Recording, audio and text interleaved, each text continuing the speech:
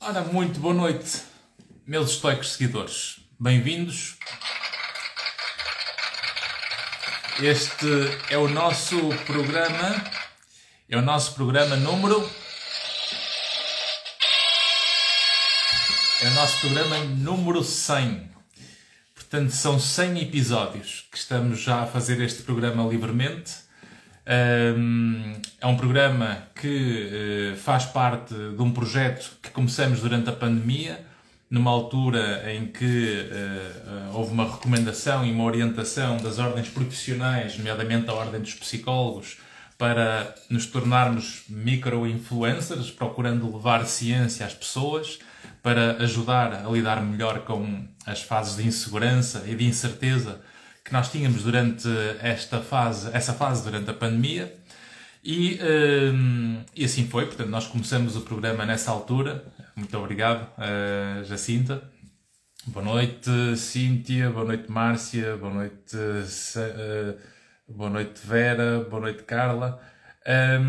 E, portanto, este programa tem como intuito procurar nos levar a ciência, por forma a que nós nos possamos conhecer melhor e funcionarmos melhor. De facto, o mundo precisa de informação. Como se diz, precisamos de informação como pão para a boca, para que o mundo funcione mais sustentado na realidade e naquilo que é evidência, e não termos a ciência quase que escondida ou esquecida no meio das opiniões e no meio das lógicas, refém dessa realidade, do que propriamente as opiniões sustentadas em ciência. Isto, por um lado, compreendo que assim seja por causa da comunicação social e dos algoritmos, porque o que interessa é a audiência, e infelizmente as audiências precisam quase que radicalismos e polémicas para conseguir serem ouvidos, e portanto isso acaba por trazer a atenção, e acabamos por ter sempre a ciência um pouco mais esquecida. Por isso, se quiserem dar algum contributo, a quem eu já agradeço as partilhas todas que foram fazendo ao longo destes 100 episódios, agradeço realmente esse vosso contributo, porque se não fosse também o vosso papel como seguidores, nós não teríamos, obviamente, mantido esta disciplina ou esta rotina das terças-feiras, nós darmos aqui um contributo. O meu nome é Evandro Soares Monteiro, eu sou psicólogo clínico, sou psicoterapeuta, professor universitário e gosto de dar este contributo porque realmente é uma forma também para mim de mudar um pouco de ares daquilo que é o meu dia-a-dia. O meu dia-a-dia acaba por estar muito ligado aos problemas das pessoas, às depressões, às ansiedades, às fobias, às transições, aos conflitos, aos lutos, às perdas, aos momentos de déficits, às sensibilidades interpessoais e tudo isto, tendo basicamente o dia a lidar com pessoas. Passei este ano a barreira das 25 mil consultas individuais com os meus clientes, quer em Portugal, quer no estrangeiro, em português e em inglês. E portanto, o mundo não pode ser só problemas, o mundo é muito mais do que os problemas e portanto acaba por ser uma forma de nós conseguirmos equilibrar aqui a balança, dando um bocadinho este contributo. Este episódio é o episódio número 100, muito bem, diz aqui a Lourdes, exatamente, eu já tinha dito há pouco, mas gosto desta maquininha, que realmente temos aqui a audiência, temos aqui a plateia,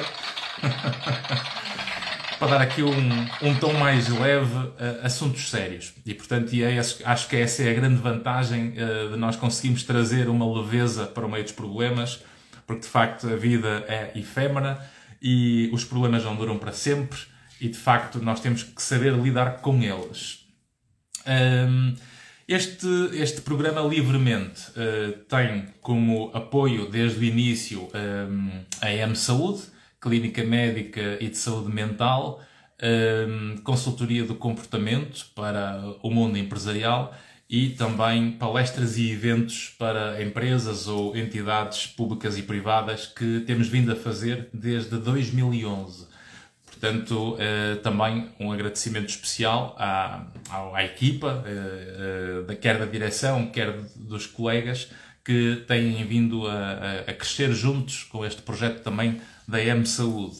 M-Saúde, que somos 9 psicólogos, 5 psiquiatras, 2 pedopsiquiatras, ortopedistas, oftalmologistas, portanto temos várias especialidades, nutrição, precisamente para podermos abraçar as intervenções junto dos nossos pacientes. Também quero agradecer, já que estamos também perante o episódio 100, também queremos agradecer aqui o contributo, muito obrigado, ter aqui o contributo também do Jornal da Diáspora Portuguesa, o jornal mais antigo da Diáspora Portuguesa online, que é o jornal Bom Dia.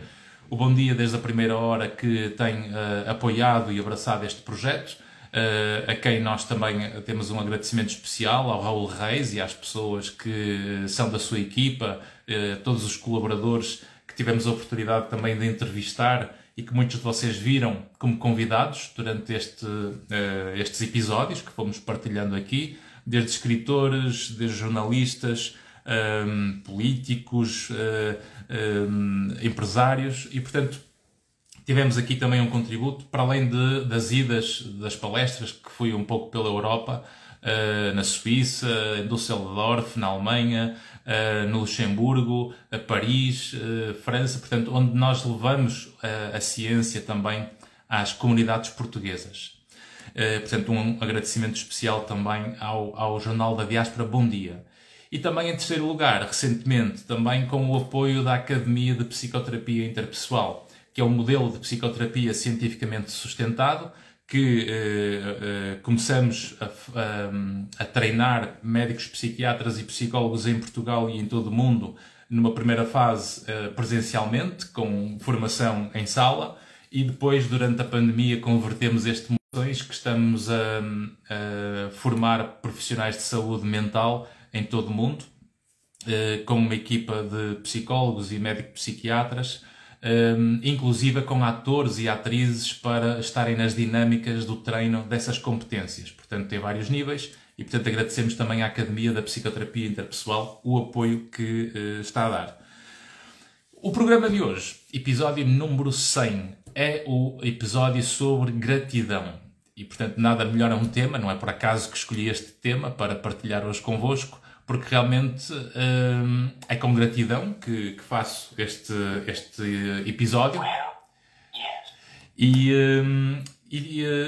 acima de tudo, mostrar que a gratidão não é um exercício assim tão simples, por um lado, mas acima de tudo um exercício fundamental para uma vida melhor vivida. Portanto, não digo propriamente uma vida boa, porque isso acaba por exigir outro tipo de energia ou de percepção que tem que ser construída, mas um dos passos para nós conseguirmos de facto olharmos para a vida de outra forma tem a ver com esta capacidade de nós vermos o mundo de uma forma mais positiva, com uma aceitação daquilo que nós não controlamos, porque é o que é a realidade que nós temos. É o mundo que eu nasci, é o país que eu nasci, é a família que temos, é a pandemia que tivemos, são os dirigentes que existem, são os governos que temos, é a idade que fizemos, é o corpo que temos e, portanto, nós temos que realmente olhar um pouco para esta realidade daquilo que é a evidência dos factos conforme ela é. E eu posso explicar muito do que é a minha vida por aquilo que é e pelo que foi, e temos aqui uma atitude de explicarmos ou de, entre aspas, culparmos a realidade das circunstâncias por aquilo que é evidência.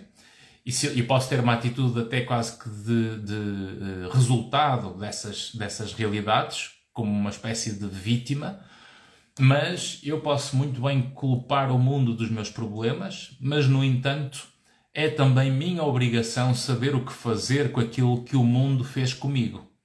E por isso, a vida não é nunca aquilo que nos acontece, a vida é o que é que nós fazemos com aquilo que acontece. E isso é um dos princípios essenciais para nós começarmos a perceber que há um território de ação, de poder, de influência que nós temos na nossa própria vida, que também traz consequências. Portanto, a ação sobre os nossos problemas ou a falta de ação sobre esses nossos problemas muitas vezes acaba por nos manter ou tirar desses problemas. E por isso é que nós temos que ter consciência aumentada para percebermos a realidade que estamos. Porque ninguém acerta num alvo que não vê. É preciso nós termos uma noção clara da realidade que temos, do mundo que temos, nos contextos que existem, com as pessoas que fazem parte da nossa vida e conseguirmos organizar uma interpretação dessa realidade de uma forma que aumente o poder da ação do nosso lado. E por isso é que eu digo há pouco, a vida não é o que me está a acontecer, a vida é o que é que eu faço com aquilo que me acontece. Porque eu aí aumento sempre o meu sentido de responsabilidade e aumento sempre a necessidade de desenvolver a minha competência para enfrentar a realidade que temos. E por isso, reparem que há aqui uma característica muito natural em nós, que é criticarmos ou dizermos muito mal de tudo que está errado. E depois, ao mesmo tempo, vejo aquela postura que é está tudo mal, está tudo errado, e ao mesmo tempo que dizemos e fazemos essa crítica, temos uma atitude de sermos também antipoder. E, portanto, está tudo errado, mas eu também sou antipoder porque não faz sentido, então vou-me afastar. Mas tudo que implica eu criticar o mundo que tenho e não faço nada para mudar esse mundo, ainda por cima me abstenho dessa ação, eu acabo por aumentar muito mais as expectativas frustradas, o ressentimento, a raiva, o ódio, o meu radicalismo, as minhas interpretações mais simples e lineares e acaba por me levar a ficar zangado com tudo e com todos. E se eu vivo nesta interpretação, eu acabo por criar uma postura que me vai agravar a minha saúde mental. Porque depois o fator comum a todas as coisas que eu critico, começo a perceber que se calhar sou eu. E quando eu consigo entender isto, por isso é que é importante nós entendermos esta realidade de que se eu começo a perceber que há aqui uma interpretação que é comum a todos os fatores, todos os contextos, todas as pessoas, todas as... Isto, por um lado, traz uma consciência, por outro, traz-me um sentido de responsabilidade, porque eu preciso assumir a responsabilidade de poder olhar para o mundo que tenho e perceber onde é que me posso aumentar a frequência ou a intensidade de certos contextos ou certos comportamentos para conseguir reduzir o sofrimento ou atenuar o sofrimento para eu conseguir funcionar melhor no mundo.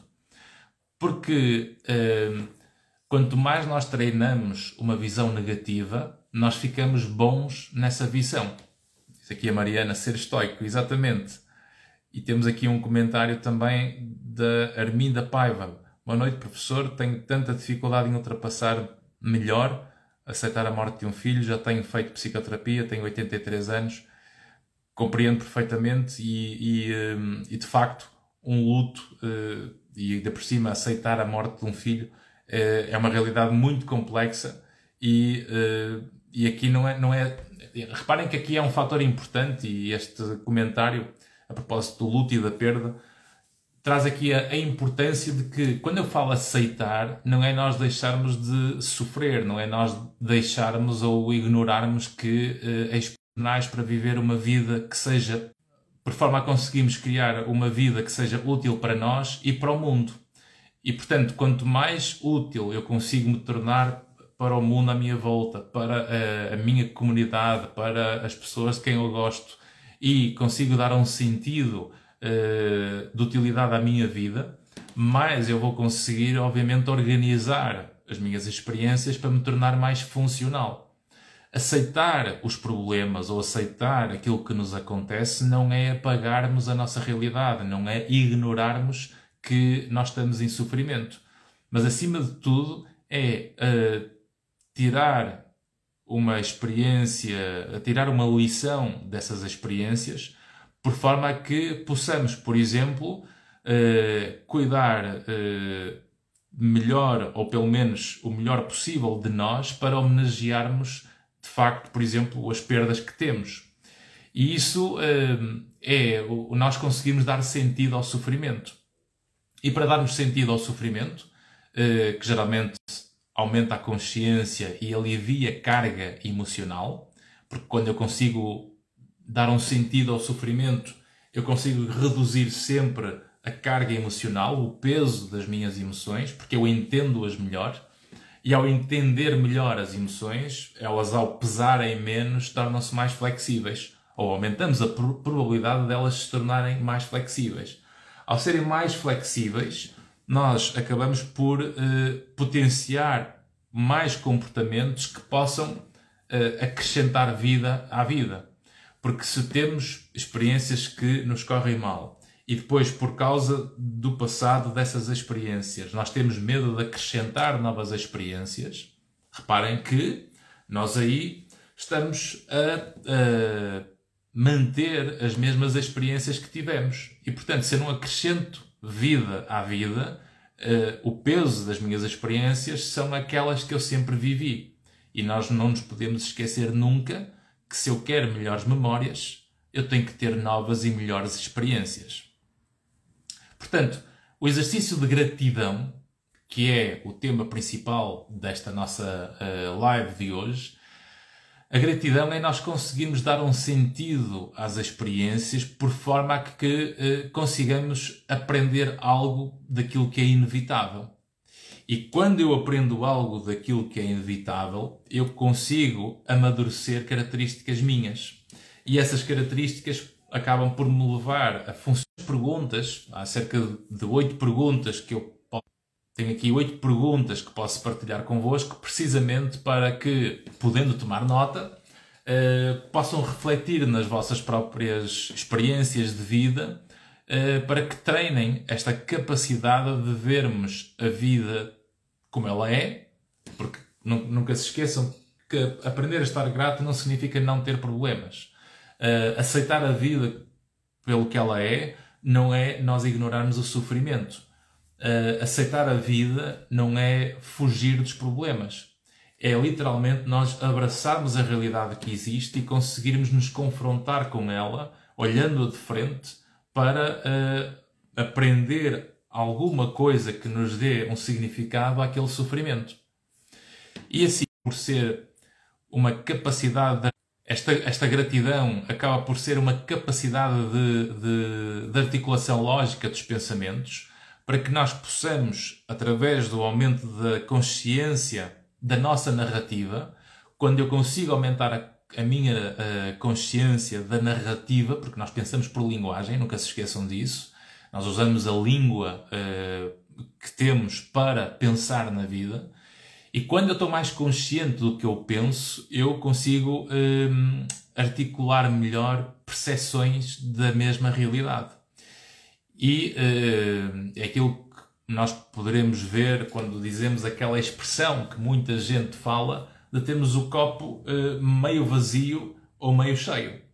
E, portanto, quando eu olho para o copo e ele está meio vazio, eu acabo por estar no lado de estar frustrado, porque ainda falta metade.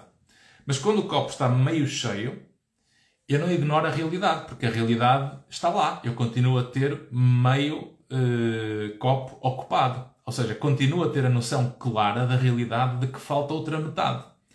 Mas, quando eu vejo o copo do lado meio cheio, eu acabo por olhar para o lado que me coloca a âncora no que falta. Ou seja, para eu preencher, ancorado no alvo que me interessa.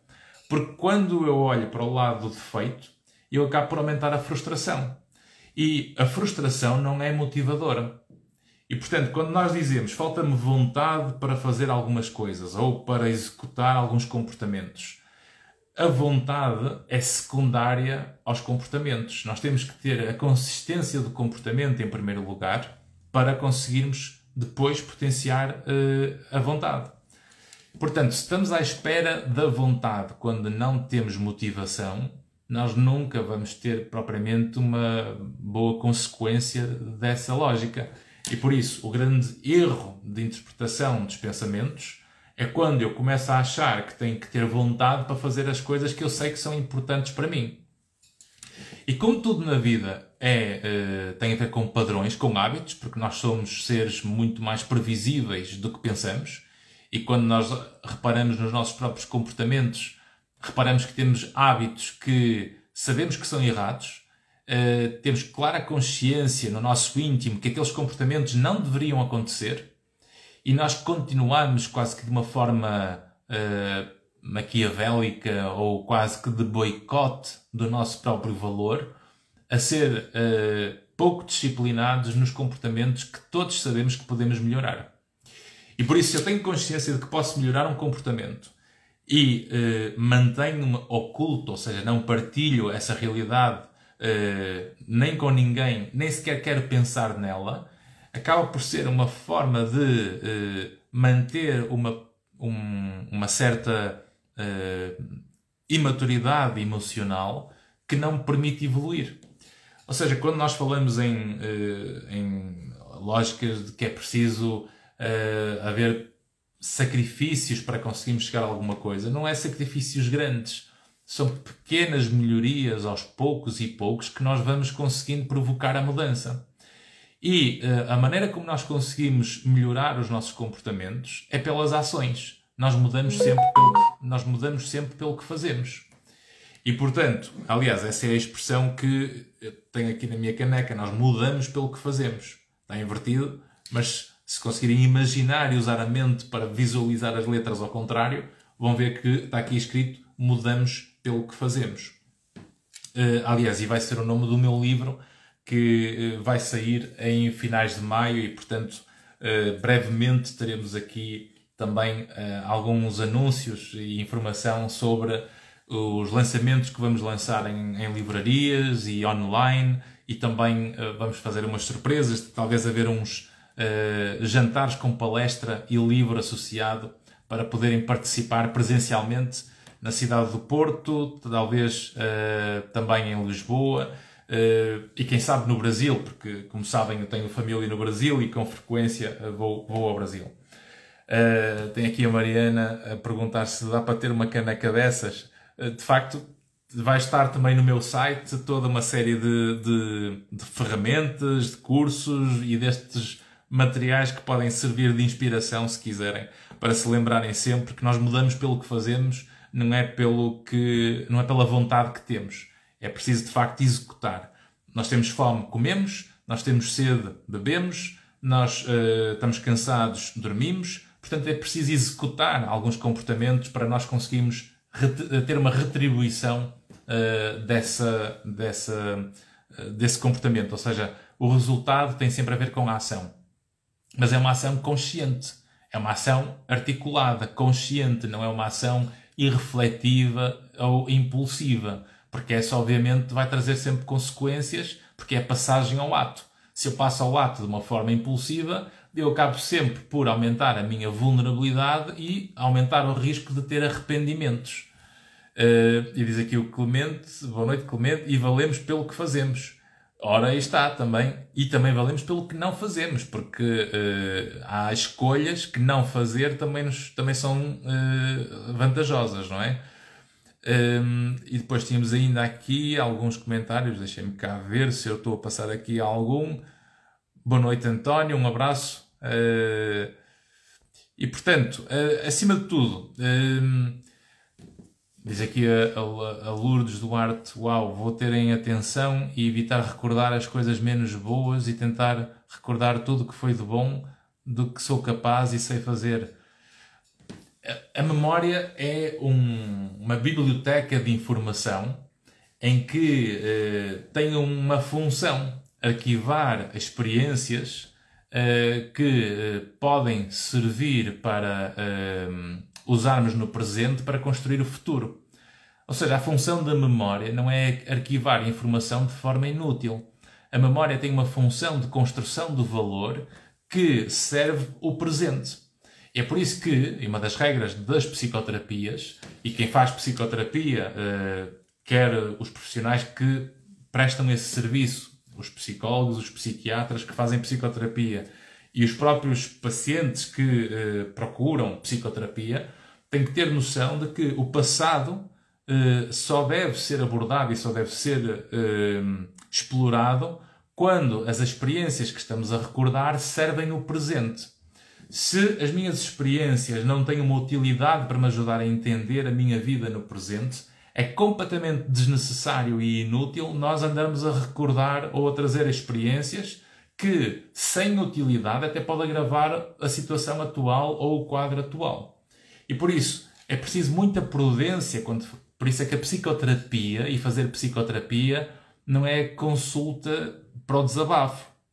Não é a consulta de aconselhamento para ficarmos a conversar duas pessoas. Isso não é psicoterapia. Isso é quase como um aconselhamento, é um desabafo para alívio da pressão. Portanto, sabe bem sentir esse espaço de abertura. Mas psicoterapia é muito mais do que isso. Psicoterapia é saber o que fazer com o que acontece.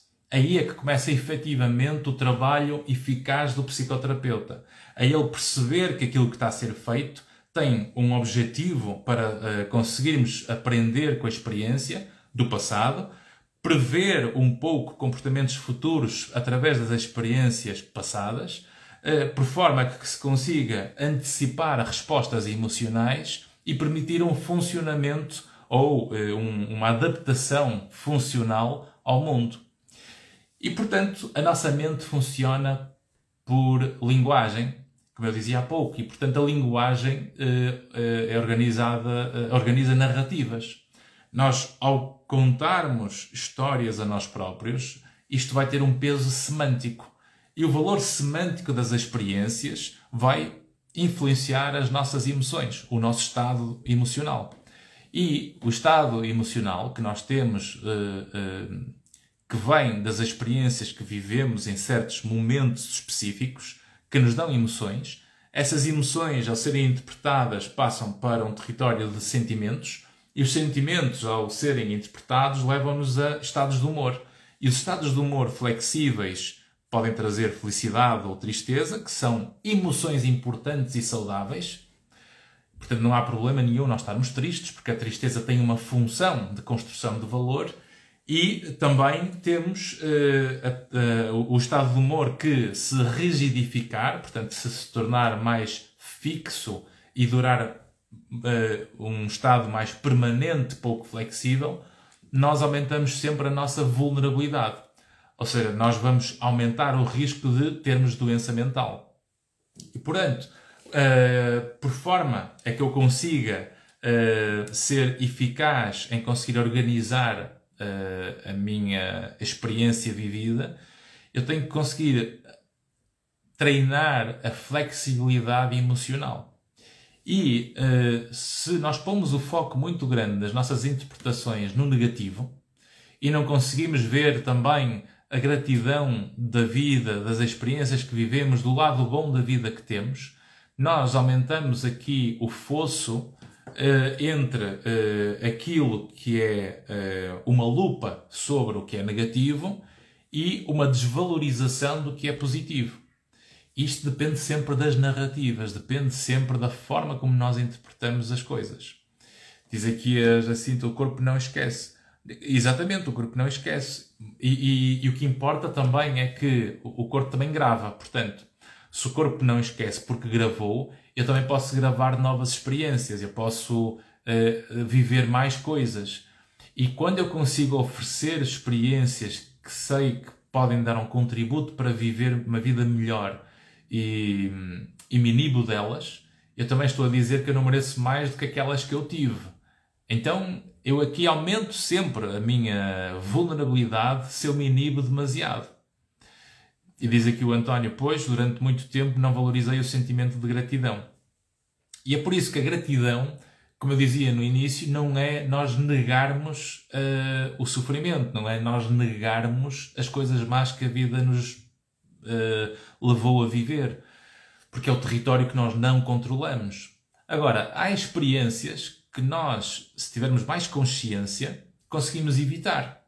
Porque nós, ao conseguirmos ter mais consciência de certos contextos, pessoas, estilos de comunicação, estilos de vinculação, qualidade de relacionamentos, frequência e intensidade destes mundos, eu consigo aprender algo sobre a minha própria vida que me leva a fazer melhores escolhas. E quando eu consigo fazer melhores escolhas na minha vida, eu começo a ter resultados diferentes. Só que dá trabalho e é preciso consistência e uma capacidade de termos consciência para nós articularmos bem essas lógicas. E por isso é que a gratidão é um exercício mental. Imaginem a cabeça como... deixem-me ver aqui um som interessante que pode ser para isto. Imaginem a cabeça como um músculo, um ginásio. Vocês vão ao ginásio e se querem que o músculo cresça, têm que treinar. E por isso, se vocês treinarem no primeiro dia, vão ver que o músculo não cresceu. Vocês vão no segundo dia, treinam novamente e o músculo continua sem crescer. Mas ao final da consistência desse comportamento, o músculo recebe uma mensagem. O músculo recebe a mensagem de que, se calhar, esta pessoa cujo músculo eu pertenço, esta pessoa precisa pegar pesos com frequência e, portanto, eu, para lhe facilitar a vida, eu tenho que desenvolver-me para ele conseguir pegar mais facilmente no peso. Então, o que é que o organismo faz? Começa a ter que aumentar a quantidade de fibras musculares para nos facilitar o pegar naquele peso. Então, o corpo, pela ação desse comportamento e pela nossa força mental, pela nossa atitude mental, vai levar a que o organismo consiga produzir fibras e força suficiente, quer em termos fisiológicos, quer em termos mecânicos, anatómicos, precisamente para nós conseguirmos levantar de forma fácil esse peso. E é por isso que nós depois fazemos escaladas de peso. Porque o músculo, no início, que era difícil pegar em 5 kg, depois a seguir já é mais fácil e já aumentamos para 7. E o músculo, depois de ser fácil 7, aumenta para 9. Depois de 9, aumenta para 12. E nós vamos escalando. E a nossa capacidade de pensar é exatamente um músculo.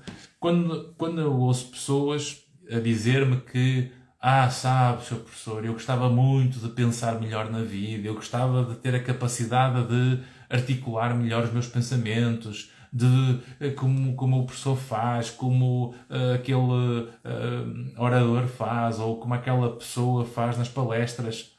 Mas toda esta articulação que a pessoa faz são camadas de desenvolvimento, de articulação de pensamentos que vamos escavando para entrar nesse caminho. Como diz aqui a Jacita, são passinhos diários. E por isso nós não vamos conseguir dar um passo gigante, mas é um bocadinho todos os dias. Se eu quero ler, porque ler ajuda imenso a desenvolver essa capacidade de pensar melhor, a mesma coisa como escrever. Escrever é talvez a forma mais eficaz para nós aumentarmos a nossa consciência do que pensamos. Por isso é que os diários são ferramentas ótimas de conseguirmos aumentar a nossa consciência para podermos desenvolver a gratidão. É fundamental para nós conseguirmos ir escavando essa capacidade e aumentando esse músculo. E, portanto, isto faz lembrar aquela piada que é: qual é a coisa, qual é ela, que quanto mais... Qual é a coisa, qual é ela, que quanto mais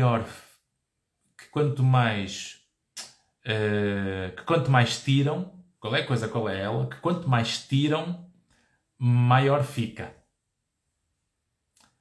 Alguém consegue adivinhar qual é a coisa, qual é ela, que quanto mais tiram, maior fica? Eu partilho. É um buraco. Não é? Portanto, um buraco, quanto mais tiramos, maior fica o buraco. E as nossas capacidades é um pouco isto. Ou seja, quanto mais eu aprofundo, maior vai ser a minha capacidade de articulação do pensamento para eu conseguir lidar melhor com aquilo que me faz sofrer. Porque o sofrimento na vida é inevitável. O sentido que nós damos ao sofrimento é que nos põe mais maduro ou mais amargos. Portanto, isso é que é o mais importante. Temos aqui ainda uns comentários do António a dizer-nos: e também pequei por não comunicar tudo o que sentia e via mesmo a pessoas do meu círculo. Cá está a importância da comunicação. Aqui a Arminda a partilhar: mudamos pelo que fazemos, intuí, exatamente. Vou procurar mudar algumas rotinas, ocupando-me de coisas que me ocupem e saiba ser grata pela vida. Exato, estou a usufruir e ser grata por ser feliz. Exatamente. Aqui o António a dizer que depois com isso também que fez por não comunicar em condições, fui-me maltratando e me autossabotei. Aprendi da pior maneira, mas aprendi e estou a seguir em frente. Cá está. O que já aconteceu é inevitável, eu não consigo mudar. O que eu faço com o que aconteceu é que me transforma, se eu souber tirar lições disso. Passinhos diários, aqui a Jacinta. Tudo que cada um é, explica-se todos os contextos. Aqui a Lourdes: obrigada, doutor. Vou ter de sermos mais gratos, ficamos mais atentos ao momento e aos pensamentos e ao sentimento que essa gratidão gerou. Exatamente. E algumas perguntas que vocês podem treinar uma competência para treinar esta competência de gratidão. E convém que seja escrito. Porque o escrito obriga-nos a investir tempo. E sem tempo nós nunca desenvolvemos nada. O mundo hoje está praticamente instantâneo com os telemóveis, não é? E portanto isso é mau. E por isso, o tempo que muitos dizem que não têm, se formos ver o tempo que gastam nas redes sociais ou no telemóvel, em jogos, o que quer que seja, vão ver que tempo não falta em muitas pessoas. E muitos de vocês, lá no fundo, sabem que gastam tempo demasiado naquilo que não deviam.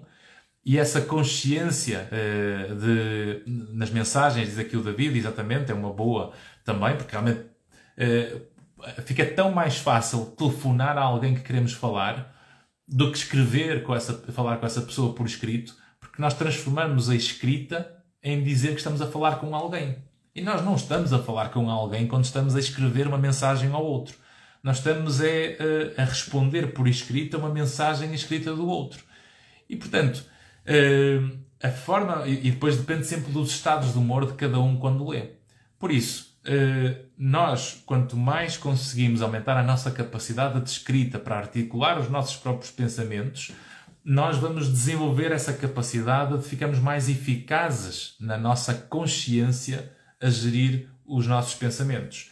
E se eu consigo gerir melhor articulando as narrativas que têm impacto semântico sobre o que me acontece na vida, eu, ao ter mais consciência, ao contar melhor a minha própria história dessas experiências, eu vou conseguir gerir melhor o impacto que elas têm nas minhas emoções, porque eu vou reformular ou reorientar o impacto inicial que elas podem ter tido. E quando eu entendo formas de aliviar a interpretação, sai peso emocional do nosso coração. Nós sentimos a vida mais leve, conseguimos perceber que afinal as coisas não eram assim tão graves como eu pensava, ou afinal as coisas não eram assim tão pesadas como eu pensava que iam ser, ou afinal o outro não levou tão a peito, ou não ficou tão chateado como eu pensava, ou tão magoado. E por isso é que é importante nós sabermos comunicar primeiro connosco, e a forma mais eficaz de comunicarmos connosco é escrever. Portanto, algumas reflexões que podem responder para treinar a gratidão. Uma delas é: eu estou contente e grato por... E desenvolvem ao vosso critério. O que é que estou grato? Olhem, por exemplo, eu neste momento olho para aqui e estou neste momento convosco. Estou grato pela vossa presença. Porquê? Porque quer eu, quer vocês, estamos a escolher na nossa vida nós abdicarmos deste tempo noutras coisas que podíamos estar a fazer e estarmos juntos neste momento, nesta realidade. E, portanto, é com gratidão que aprecio esta disponibilidade da vossa parte, porque não é nem obrigação minha, nem é obrigação vossa. E no sentido de que não é obrigação mútua de ninguém podermos fazer isto, é com gratidão que eu aprecio tudo o que for acima de nada. Porque como não controlo essa realidade, o que chega é acima de nada e, portanto, é com gratidão que assim aprecio. Portanto, esta é a primeira pergunta, reflexão que podem escrever e desenvolver. Dediquem, por exemplo, com cronómetro, coloquem o cronómetro para, por exemplo, colocarem 5 minutos no mínimo para poder escrever sobre a vossa vida. Depois, uma segunda pergunta é: eu amo estas coisas sobre mim próprio, ou eu aprecio estas coisas sobre mim próprio. E escrevam quais. Portanto, expliquem. Pode ser desde a unha do pé até ao cabelo, até à caneta que compraram, até à vista da paisagem onde estão, a luz do sol que brilhou hoje, mas acima de tudo a forma como a luz do sol brilhou e vocês se viram no espelho e gostaram do brilho da pele naquele dia. Ou seja, quanto mais nós conseguimos aumentar a consciência de quais são as coisas que eu gosto, que eu amo em nós próprios. É um exercício difícil porque muita gente inibe-se de fazer esse exercício do autoelogio ou da capacidade de apreciar as suas qualidades, mas se é muito mais fácil criticar, se eu não equilibro a balança da crítica com essa capacidade de apreciar as qualidades, então a balança fica completamente desequilibrada, porque vocês não põem filtro nenhum para o lado que é mau. Portanto, o que é mau atropela-nos todos os dias, se for preciso, e quando vem um lado bom, cuidado que isto não é vida. E, portanto, não faz sentido essa lógica, não é? Portanto, não podemos ter a balança desequilibrada, temos é que realmente equilibrar de uma forma positiva este lado, uma visão positiva, porque o lado negativo é inevitável. Outra pergunta. Sou capaz de apreciar o quê? E, portanto, escrevermos de que é que eu sou capaz de apreciar na vida. E eu sou capaz de apreciar um pássaro numa árvore, eu sou capaz de apreciar uma folha que abana com o vento num final de tarde de primavera. Sou capaz de sentir uma música que gosto naquele momento do intervalo entre as responsabilidades e os deveres. Aliás, vocês veem muito isso quando eu estou em consultas no consultório, nos meus intervalos entre dois fregueses, tiro um café para apreciar a paisagem, para sentir o momento, porque aqueles 2, 3 minutos que tenho ali é uma experiência que, se for vivida no aqui e no agora, é um instante de vida que vale por si só.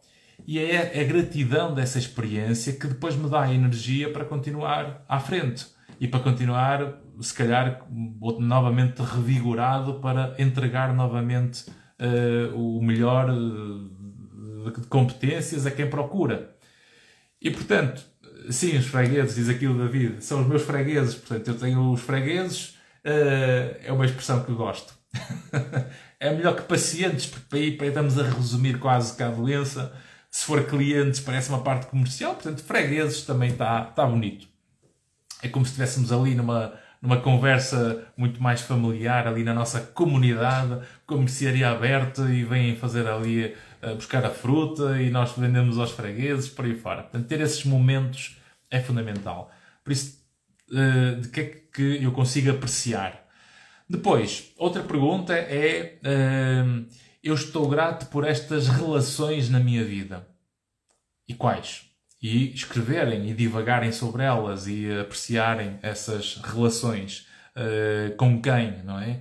Tanto faz se são presentes, se são antigas, se são antigas que não estão cuidadas e que podemos recuperar, se são antigas e que já não podendo ser recuperadas porque podemos já não as ter, o que é que eu estou grato que essa pessoa me deu para eu poder retribuir em vida, uma vida vivida, para homenagear as lições que essa pessoa me deu.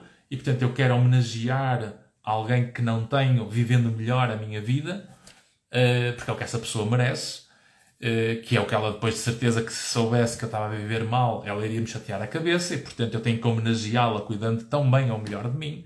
E, portanto, é este exercício de gratidão por aquilo que é inevitável nós termos. E por isso aqui as pessoas também, estou grato por estas pessoas que existem na minha vida. Diz aqui o António, há muitos mundos no mundo infinito. A natureza, diz aqui a Zuleide, a natureza me traz muito conectada com o Criador e comigo mesma. Por exemplo, ou seja, tudo que implica ligar à natureza traz mais paz e calma a cada um de nós. Portanto, por isso é que quem vive perto da natureza, de florestas, de rios, de riachos, de praia, tem sempre, por exemplo, ritmos cardíacos mais baixos, porque quem vive mais perto da natureza consegue ter mais calma no seu funcionamento biológico, consegue ter uma maior lentificação, que é curioso ver isto. Aqui a Jacinta, ame-te espelho, experimentem. Ora, esta é uma boa sugestão. Há a crítica construtiva que não magoa, mas cria novas perspectivas. Aqui a Cândida Bruxado, gosto de ouvir pessoas que têm algo para me ensinar.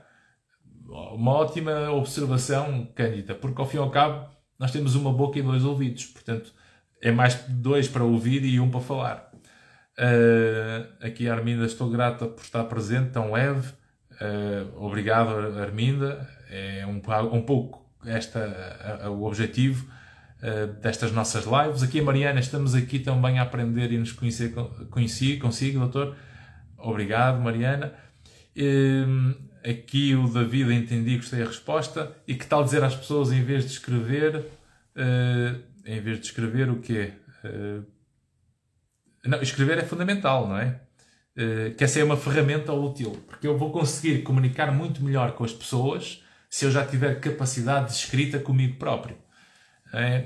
Aqui a Lourdes, como diz o ditado, tudo que vier à rede é peixe. Eu não consigo elogiar-me, não sei como aceitar, mas vou tentar. Isto é um ginásio e, portanto, quando nós chegamos a um ginásio, nós não sabemos pegar em pesos. Portanto, não temos jeito nenhum para aquilo. Está tudo desarticulado. Nós não temos postura. Faltam-nos músculos para conseguir pegar nas coisas.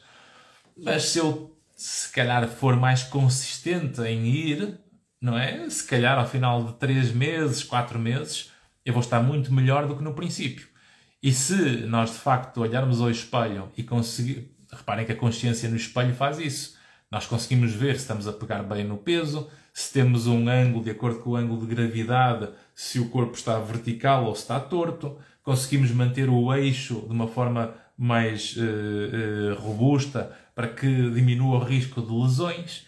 É isso que muitas vezes, por exemplo, os culturistas fazem nos ginásios. Não é aquela lógica que quem vê de fora acha que eles estão ali a admirar-se, a achar-se o máximo em frente ao espelho. Não é esse lado narcísico, fraco, vulnerável que estão ali a apreciar. É muito mais, de facto, a correção do exercício para aperfeiçoar o exercício. E vocês veem isso nos testemunhos de quem é culturista. Sei lá, o Arnold Schwarzenegger é alguém que partilha muito a importância do espelho para isso. E o que é que traz o espelho? Consciência. O espelho tem a função de aumentar a consciência dos exercícios. A escrita tem a função de aumentar a consciência dos nossos pensamentos para nós conseguirmos articular melhor a nossa narrativa. Se eu consigo articular melhor a minha narrativa, eu vou conseguir gerir melhor as minhas emoções. E se eu consigo ter emoções mais flexíveis, eu fico menos preso àquilo que me intoxica emocionalmente. E tem outra vantagem, eu consigo aumentar a consciência do que eu preciso para mudar. Porque a tristeza tem uma função de aumentar a consciência para criarmos soluções. É por isso que nós cismamos mais quando temos problemas. É um traço biológico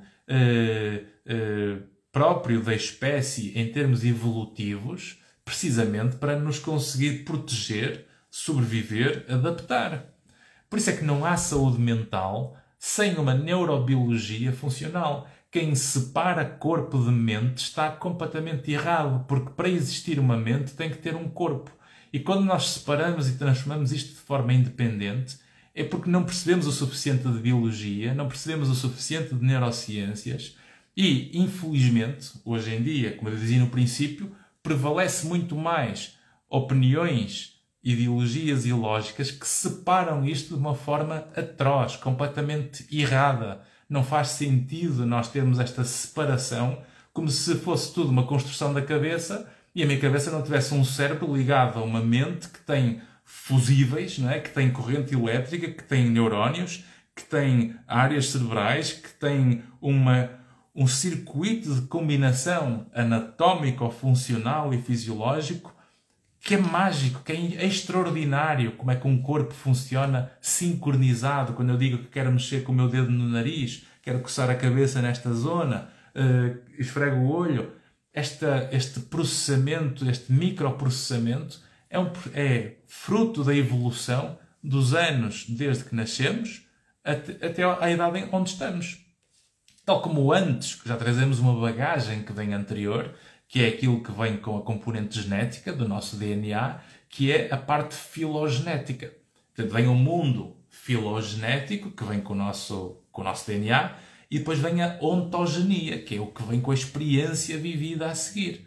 E nós somos claramente um ser ultra social e que nós respiramos o mundo que temos à nossa volta em termos sociais. Se eu não consigo ter noção e consciência dos contextos que estou inserido, com as pessoas que estão à minha volta, e não estou a reparar que se calhar estou a ir na onda de um efeito de contaminação que não estou a ter a consciência de saber separar o trigo do joio, se calhar começo a ouvir mais opiniões e a acreditar na opinião e a não ter a evidência do meu lado, e depois levanto os pés do chão e começo a achar que a realidade é que se tem que adaptar a mim, ou a linguagem é que se tem que adaptar a mim, em vez de eu perceber de uma forma madura que eu é que me tenho que adaptar ao mundo, eu é que tenho que encaixar no mundo. O mundo já existia antes de eu nascer e o mundo vai continuar a existir depois de eu morrer. E, portanto, se eu começo a achar que o mundo roda à minha volta e que o mundo é que se tem que adaptar a mim, porque o mundo não entende, o mundo isto, o mundo aquilo, eu entro naquele patamar que é muito mais próximo da nossa infância e do nosso desenvolvimento, que precisa amadurecer, por forma que eu entenda que o mundo não quer saber de mim se eu não sou útil ao mundo. O mundo existe, por isso é que depois a educação, os pais, as escolas, etc., têm que ter uma função de nos tornarmos úteis ao mundo. E, portanto, quanto mais eu consigo aprender e ter conhecimento de como é que eu posso ajudar os outros, acrescentar valor aos outros, resolver problemas aos outros, fazer crescer os outros, mais nós vamos conseguir encaixar, adaptar e funcionar uns com os outros. Por isso é que a consciência é importante. É este empoderamento da pessoa, com este sentido de responsabilidade que cada um tem que ter para aumentar esta gratidão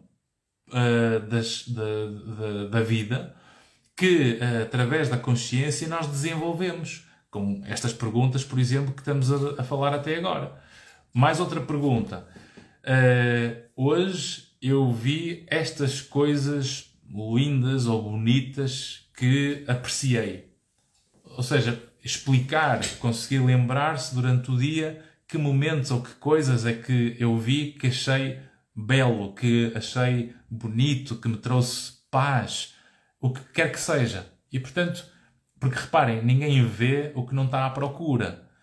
Se vocês estão com fome, vocês vão identificar rapidamente confeitarias, padarias. Se estão a procurar um automóvel, vão ver rapidamente lojas e stands e vão encontrar muito mais facilmente. Porquê? Porque a nossa atenção aperfeiçoa-se com as nossas necessidades. E, portanto, aquilo que eu me dedico, eu fico bom. Nunca se esqueçam disto. A nossa mente fica boa naquilo que se dedica. Se eu me dedico a ver um mundo terrível, mau, negativo, e não vamos negar que ele existe, está à nossa frente, ele existe se eu procurar, mas isto também não impede de eu também ter a noção clara que existe um lado muito bom. Há pessoas boas, há contextos bons, há mundos bons, e há empresas boas, há famílias boas. E se eu ignoro que esse lado existe e ponho só uma lupa sobre tudo que há mal e tudo que corre mal e tudo que não funciona, eu fico com uma carga negativa que me vai enviesar completamente o meu funcionamento. então eu acabo por aumentar o meu ressentimento, ódio, frustração, raiva, mal-estar, tensão, rigidez, aumento o risco de afastar pessoas, porque quem tem carga negativa permanente afasta os outros. E se eu começo a ter afastamento das pessoas de quem gosto, eu começo a sentir-me mal por isso. E, portanto, é quase que entrar numa vida que é muito mais, quase que um inferno de dor e de sofrimento que nós não queremos. E depois dizemos que foi azar. Não, vamos aprender com essa experiência. Vamos tirar lições dessa experiência, dessa fase que a nossa vida nos trouxe, que nos fez sofrer, e que eu quero aprender por não ter sabido viver da melhor maneira naquela altura. Então eu fico grato a uma experiência de vida que me correu mal, por forma que eu, aumentando a minha consciência, percebo que não devo boicotar, por exemplo, comportamentos, contextos ou pessoas que não foram tóxicos para mim ou que não me fizeram mal. E o mundo está cheio de amigos que nós ainda não temos, nem conhecemos. O mundo está cheio de contextos que vão ser bons para nós, que nós ainda nunca conhecemos. E por isso a vida é longa, eu tenho que perceber que tudo é temporário e eu tenho que conseguir pôr-me a jeito de ter essa flexibilidade para ir explorando aquilo que encaixa comigo. Diz aqui o António, muita estrada para rolar, exatamente. Diz aqui o David, aconselhas a escrever primeiro para organizar as ideias e depois verbalizar a gratidão? Não, tudo por escrito. Sempre, acima de tudo, por escrito. Escrevam diários, organizem as ideias, contem os problemas, mas acima de tudo tentem apreciar o lado bom com estas perguntas que vos estou a dar. Outra pergunta é, por exemplo, eu valorizo a aprendizagem destas lições difíceis. Ou seja, que lições difíceis eu tive que agora consigo valorizar a aprendizagem? O que é que a vida me deu, que me fez sofrer, que me trouxe lições difíceis e que eu agora tive uma experiência de aprendizagem? Portanto, isto é fundamental. Depois, as melhores experiências que eu tive no último mês foram, ou se não for no último mês, no último meio ano. E por último, qual é a parte do dia que eu mais gosto? E escreverem sobre isso. Portanto, quanto mais eu consigo aprofundar esta realidade e consigo responder por escrito a estas perguntas, mais eu vou treinar a capacidade de desenvolver esse músculo da gratidão. E se eu consigo ter mais gratidão pelas minhas experiências, eu vou ficar mais maduro com o sofrimento que vivi e isso vai-me pôr muito mais a jeito de ficar flexível, a explorar mundos que se calhar encaixam melhor comigo, com relações que se calhar encaixam melhor comigo, porque eu tirei lições das experiências que vivi e consigo quebrar padrões, consigo mudar hábitos e rotinas que estavam a ser tóxicos para nós. E a primeira grande mudança começa sempre nos nossos próprios comportamentos, naqueles microcomportamentos que sabemos que fazemos errado e que não estamos a querer verbalizar com medo ou vergonha, porque dá-nos quase que um prazer em simultâneo por estarmos a fazer aquele comportamento. Por exemplo, deitar tarde e acordarem cedo e andarem sempre cansados no trabalho, porque gostam de ficar a ver séries até tarde. Mau. A culpa é vossa, porque se a culpa é minha e eu sei que posso deitar mais cedo, eu vou ter que assumir o compromisso de me deitar mais cedo, nem que seja 15 em 15 minutos a cada semana que passa, mas vou aumentando a hora em que vou para a cama. Porque em vez de dar desculpas dos atrasos, eu assumo a culpa da minha irresponsabilidade de não ir para a cama na hora que eu sei que devia ir. Porque a culpa é minha nessa realidade. Porquê? Porque eu tenho poder na mão de melhorar esse comportamento. Ninguém pode ser culpado se não tiver poder, nem ninguém pode ser responsável se não tiver poder. E por isso, também só podemos mostrar competência se tivermos poder. E por isso, nós temos que assumir esse empoderamento naquilo que está ao nosso alcance, que é o que controlamos, para aceitar melhor o que nós não controlamos. Diz aqui o António, consistência sem objetivo é como potência sem controle. Exatamente. Aqui a Zuleia da consciência nos traz mudanças de comportamento. Claramente. Melhor dizendo, a consciência traz-nos a possibilidade de mudanças de comportamentos. Porque se nós não executamos, nós não mudamos. É como não é porque eu tenho consciência de que estou com fome que a fome me passa. Eu tenho que comer, efetivamente. É como a sede. Aqui o António, isso é que eu experienciei ainda recentemente, a tristeza profunda associada à raiva, negativismo, tomei consciência e mudei. Aqui a Zuleia do homem é um ser biopsicossocial e ambiental. Exatamente. Aqui o António ainda recentemente, fiquei surpreendido com um simples teste de mentalidade pela positiva. Ótimo.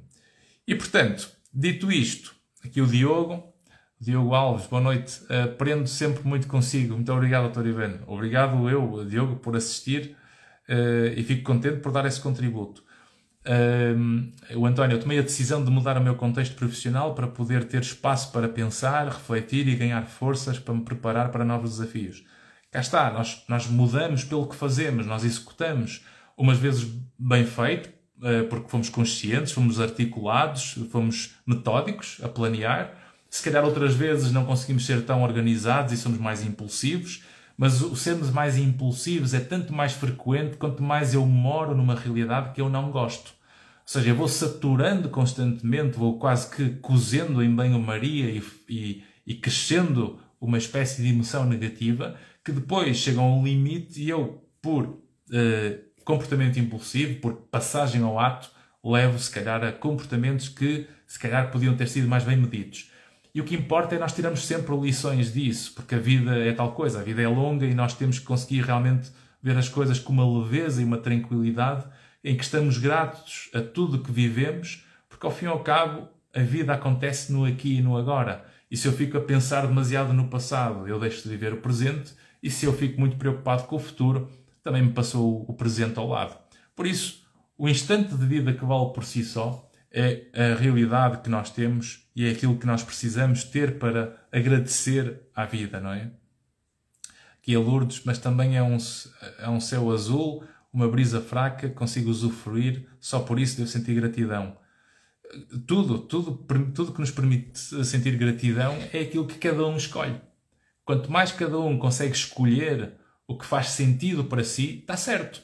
Não comparem uns com os outros, porque se calhar o que funciona de manhã comigo e que eu gosto de manhã, se calhar não funciona convosco. E aquilo que se calhar funciona convosco não funciona comigo. Portanto, não se comparem tanto, não meçam tanto o valor por comparação, não se imitem uns aos outros sem consciência de quem são, não vão na onda de dizermos todos o que os outros estão a dizer, com medo de termos opinião própria. Isso é muito mais tóxico para nós, se eu perco a capacidade da minha opinião, porque me anulo no meio de um grupo por medo de ter a minha opinião. E se o mundo me julga ou me afasta naquele grupo porque eu tenho uma opinião diferente, então eles é que me perdem porque eles estão a mostrar que não me deixam ser igual a mim próprio.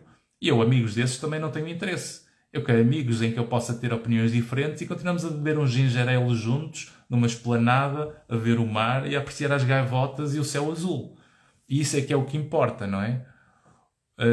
Aqui a Zuleia do Mundo está cheio de amigos que ainda não conhecemos. Exato, perfeito, foi aquilo que falamos há pouco. Aqui a Machado Toste, é a primeira vez que assisto ao direto. Estou rendida. Muito obrigado. A Jacinta, hoje agradeço esta live. Obrigado, Jacinta. Obrigado, Lourdes. Muito obrigado. E, portanto, e diz aqui também a Jacinta, e já agora, hoje esteve aqui muitos fregueses. É verdade, hoje temos aqui uma média acima dos 30 fregueses, exatamente. E isso é ótimo e agradeço imenso a vossa presença. Portanto, tendo em conta isto, não sei se têm dúvidas ou questões, esta live vai ficar disponível, portanto, hoje eram estes os tópicos que eu queria partilhar convosco. Muito obrigado pelas palmas, não é? Porque imagina que estão desse lado também, aqui com a nossa audiência, não é? Presente. Portanto, esta live vai ficar aqui disponível no nosso canal do Instagram. Quem não me segue, convido a seguir-me. Este é um projeto que nós temos, como eu disse no início. Vai também ficar disponível no meu canal do YouTube. Quem ainda não me segue, convido a seguir e a partilhar no YouTube a live com quem não tem Instagram. é exatamente igual, Derivandro PHD, e podem encontrar lá no meu canal do YouTube. Se esta live for útil para algumas pessoas da vossa rede de contactos, por forma a que possam também ter consciência da gratidão pela vida que têm, porque nós muitas vezes desvalorizamos o que temos e o que nós não temos é que se torna importante. Não deitem fora muito do que a vida de cada um tem, porque a nossa vida, quando bem observada, está cheia de coisas boas. E se nós desvalorizamos a conquista do que já temos e nos esquecemos daquilo que já existe quando chegamos ao mundo, nós estamos a ser muito mais injustos com o mundo do que o mundo connosco. Portanto, é com gratidão que agradeço a vossa presença.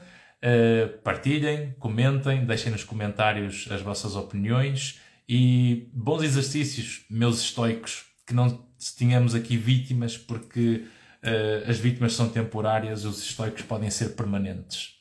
Um abraço estoico e até breve. Para a semana não vamos ter live, porque a terça-feira é o feriado do dia 25 de Abril, Dia da Liberdade.